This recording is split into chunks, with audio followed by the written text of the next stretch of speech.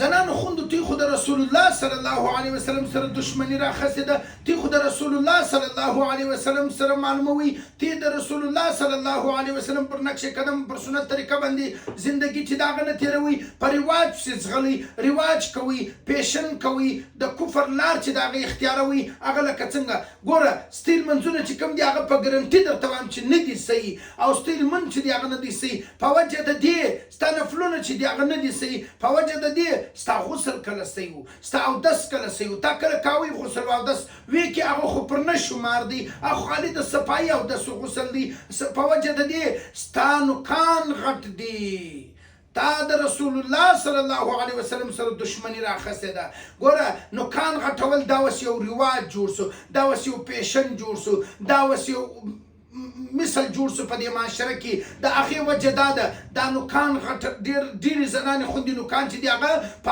هفتو باندې نه کاټي غټ کړي نو کله چې پوښتنه جنو کې وایي دا ولې وایي دا اوس چې دی رواج دی او ته د رسول الله صلی الله علیه وسلم سره دشمني کوي د رسول الله صلی الله علیه وسلم طریقه عمل دا دی سنت طریقه دا ده چې هر جمعه خپل نوکان کاټول دا سنت عمل دی مګر زنانې خوندي چې دي هغه نوکان نه کاټي زنانې خوندي په دې باندې نوکان کاټي رواج کې نوکان غټ کړي او بیا بل خبره دا ده په دې ستا غسل او اودس لمونځ نه دی صحیح ستا نوکان چې کوم دي هغه غټ دي کله چې ته نیل پالش ولګې هغه دا کنارو کې په ساوسي غسل دی نه صحیح کله ته کلر ولګې هغه کنارو کې په ساوسي نه صحیح او بل ستا نوکانو لاندې داسې مایکروب داسې جراثیمات چې دي هغه جمع سوي دي د هفتو ده هغه چې کوم دي ستا